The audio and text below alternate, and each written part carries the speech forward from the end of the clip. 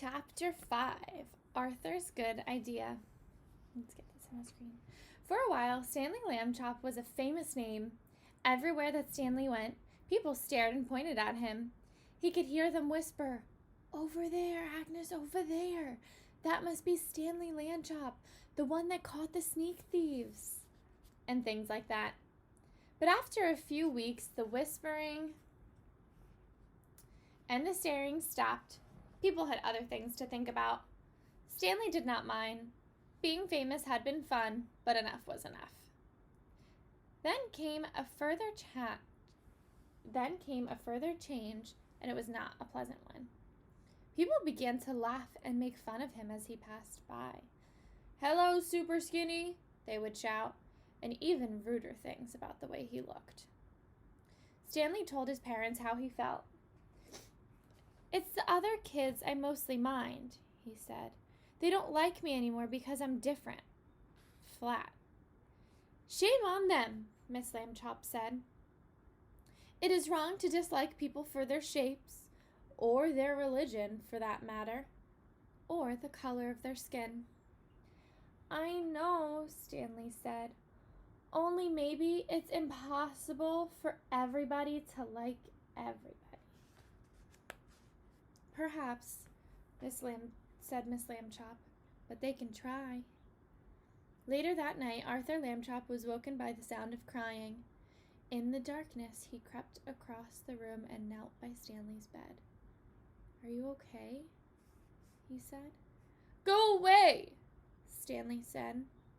"Don't be mad at me," Arthur said.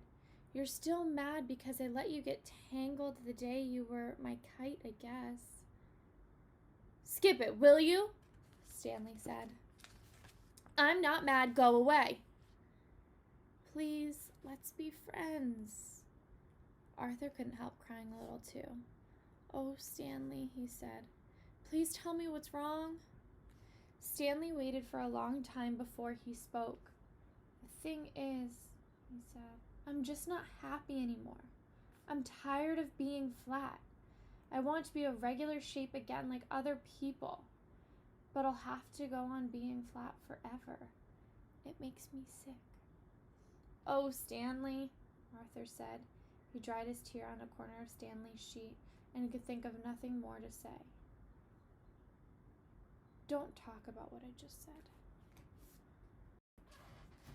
Stanley told him, "I don't want the folks to worry.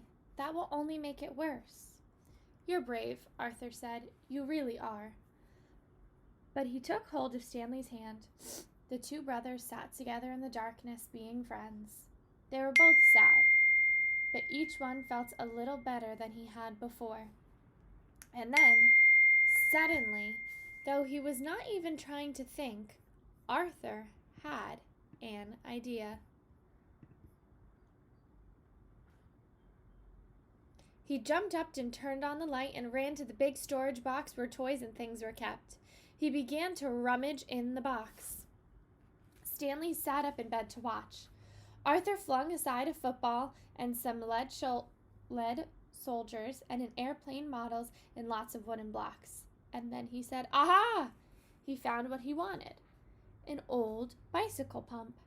He held it up, and Stanley and he looked at each other. "Okay," Stanley said at last, "but take it easy." He put the end of the long pump hose in his mouth and clamped his lips tightly so that no air would escape. "I'll go slowly," Arthur said. "If it hurts or anything, wiggle your hand at me." He began to pump. At first, nothing happened except that Stanley's cheeks bulged a bit. Arthur watched his hands, but there was no wiggle signal, so he pumped on. Then, suddenly, Stanley's top half began to swell. "It's working! It's working!" shouted Arthur, pumping away. Stanley spread his arms so that the air could get around inside him more easily. He got bigger and bigger. The bottoms of his pajama burst off. Pop, pop, pop! A moment more and he was all rolled out, head and body, arms and legs, but not his right foot. That foot stayed flat. Arthur stopped pumping. It's like trying to do the very last bit of those long balloons, he said. Maybe a shake will help. Stanley shook his right foot twice, and with a little whoosh sound, it swelled out to match the left one. There stood Stanley Lambchop as he used to be, as if he had never been flat at all. "Thank you, Arthur," Stanley said. "Thank you very much." The brothers were shaking hands when Mr. Lambchop strode into the room with Miss Lambchop right behind him. "We heard you," Mr. Lambchop said. "Up and talking when you ought to be asleep. Shame on—" "George!" said Miss Lambchop. "Stanley's round again." "You're right," said Mr. Lambchop, noticing. "Good for you, Stanley." "I'm the one who did it," Arthur said. "I blew him up." Everyone was terribly excited and happy, of course. Miss Lambchop made hot chocolate to celebrate the occasion, and several toasts were drunk to Arthur for his cleverness. When the little party was over, Mr. and Miss Lambchop tucked the boys back into their bed and kissed them, and they turned off the light. "Good night," they said. "Good night," said Stanley and Arthur. It had been a long and tiring day. Very soon, all the Lambchops were asleep. The end.